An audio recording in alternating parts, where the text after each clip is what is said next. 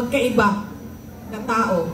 Ibang tao si BBM, ibang tao si Amy Marcos.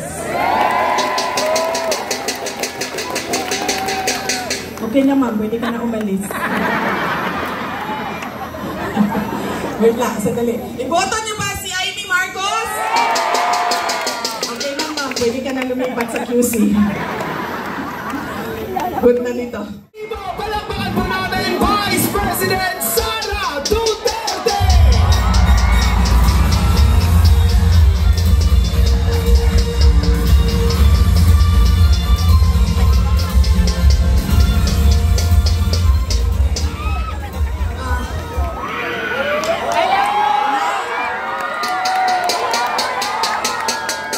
Assalamualaikum warahmatullahi wabarakatuh. Madayang mayong gabi kaninyong tanan. Magandang gabi sa inyong lahat. Say kasabot dinhi.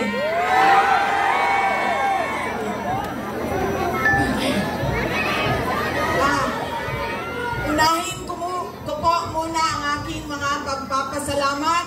Una po, ang pagpapasalamat natin sa ating pinakamamahal na mayor ng siyudad ng Maynila, Isko Moreno Bagoso.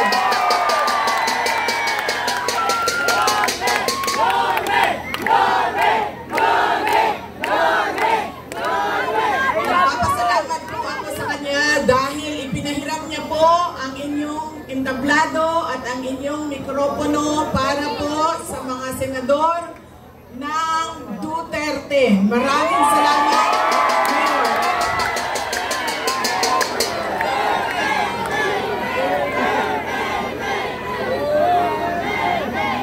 Ang sunod na pagpapasalamat ko ay sa inyong lahat, mga kababayan namin dito sa Maynila.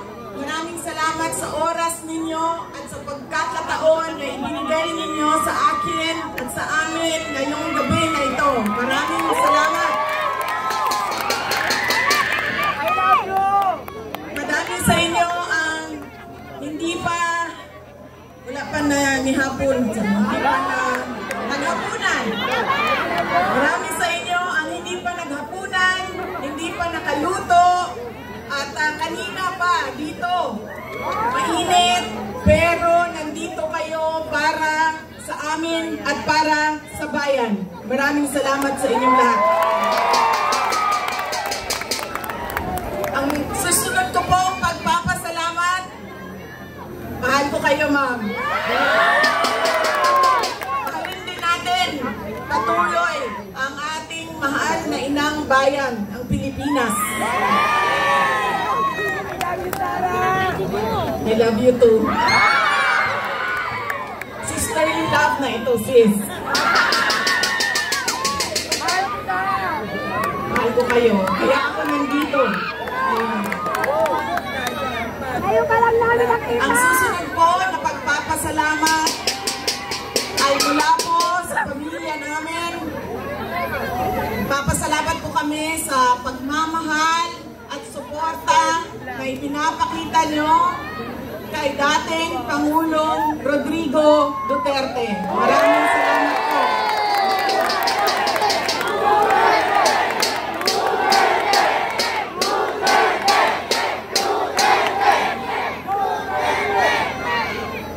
Marami po sa inyo ang nag-celebrate ng kanyang birthday noong March 28, 2025. At kami po ay taus-pusong nagpapasalamat at masaya dahil nakiisa kayo sa kanyang 80th birthday celebration. Dahil hindi po lahat tayo ay mabibigyan ng pagkakataon na umabot ng 80 years old. Kaya maraming salamat at sinelebrate nyo ang kanyang 80 years. Ang susunod na pagpasalamat ay mula po sa akin. Maraming salamat sa inyong suporta, sa inyong kampanya at sa inyong boto para sa akin noong halalan ng 2022. Maraming salamat sa suporta ninyo. At syempre, ang aking pagpapasalamat pa rin sa patuloy ninyo na pagtitiwala sa akin at sa aking mga kasamahan at sa aming opisina, ang tanggapan ng pangalawang Pangulo ng Pilipinas. Maraming salamat.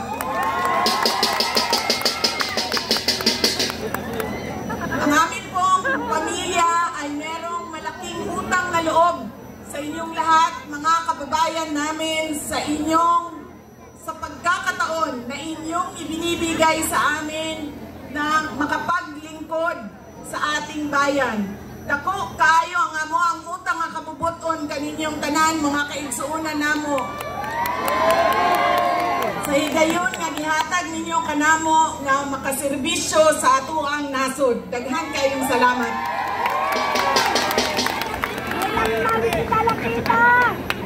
Ang susunod po ay mga kampanya po ako sa inyong lahat sa Manila.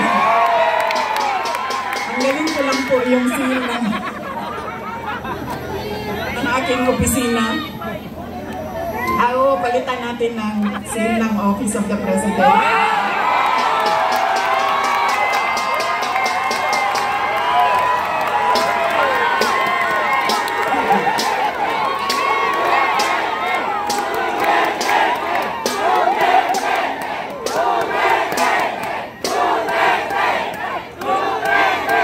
Tinanggal ko lang kasi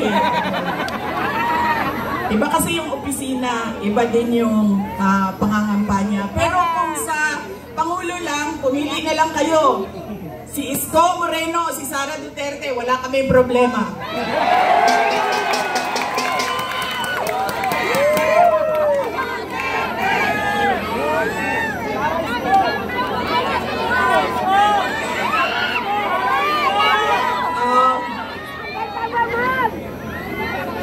Bakit po ba lagi pabalik-balik o paulit-ulit ang problema ng ating bayan?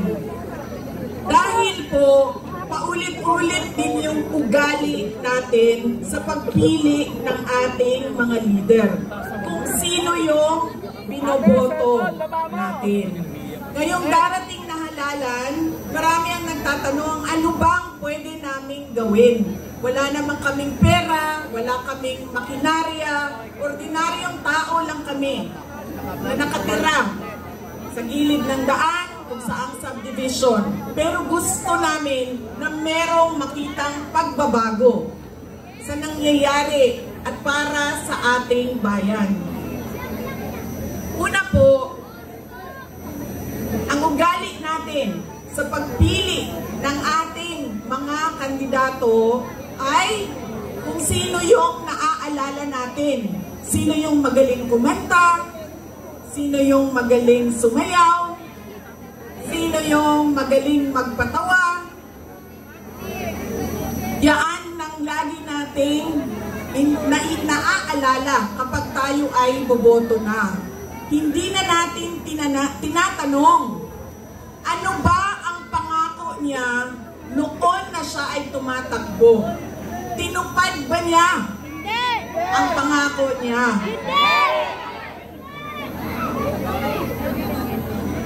Diba? Dapat tinatanong natin ang sarili natin, ano bang nagawa ng tao na ito? Nangako siya, sorry ma'am,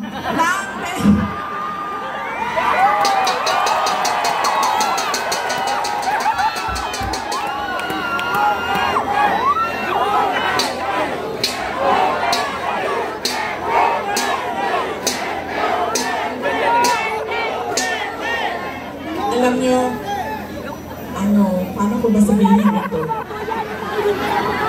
Hindi, ganito. Tulad na lang na magkaibang tao kami ni Pangulong Rodrigo Duterte. Si Pangulong Rodrigo Duterte ay hindi si Inday Sara Duterte. Si Bongbong Marcos ay hindi si Amy Marcos.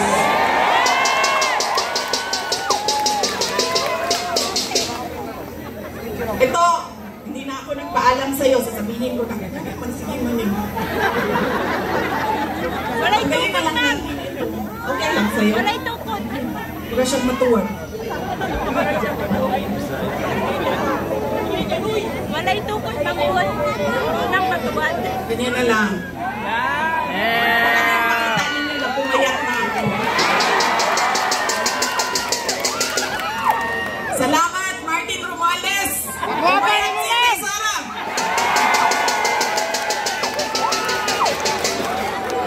Uy, kajut lang ba?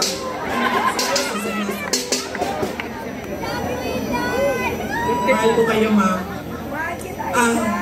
Ito, hindi na ako nagpaalam kay Senator Amy ha, kasi hindi ko naman alam na nandito siya. Noong October 2023,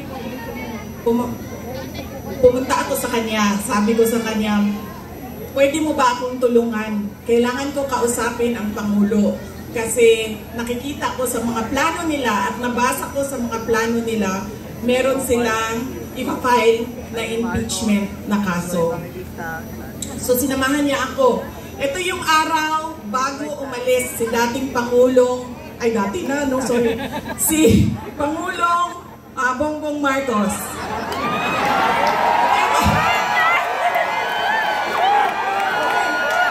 Hindi ko sinadya yun. Sinadya yun, ha?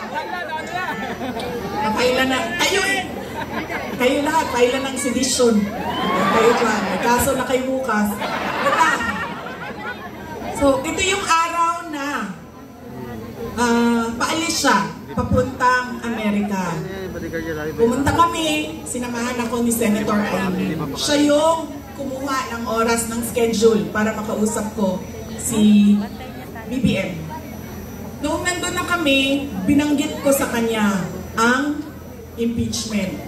Pero hindi yung impeachment ang gusto kong marinig ninyo na kwento ngayong gabi na ito. Doon sa pag-uusap naming tatlo, kaming tatlo lang yun eh, pasensya na silang dalawa. Parites yung nandoon sa harap, silang dalawa. Nag-uusap kaming tatlo, nabanggit ni BBM ang pag-amenda ng konstitusyon. At sinabi niya na, madami siya sinabi, pero ang gist ng sinabi niya ay, we will just amend. Kasi English man sila pag mag-istorya, no? So ako dito, anak, kuya nga, in English, we will just amend the economic provisions of the Constitution. Nakikinig ko at nakita ko talaga na sumagot si Senator Amy. Sabi niya, that is a dangerous thing. Sabi niya, if you open the Constitution to amendments, you do not just open it to economic provisions. You open it for all amendments of the Constitution. At nagsagutan na silang dalawa sa harap ko dahil sa ating Constitution. Kaya yan ang pruweba ko at proof ko sa inyo na magkaiba na tao. Ibang tao si BBM, ibang tao si Amy Marcos. Okay na ma'am, pwede ka na umalis. Wait lang, sandali. Iboto niyo ba si Amy Marcos? Okay na ma'am, pwede ka na lumipat sa QC. Good na nito.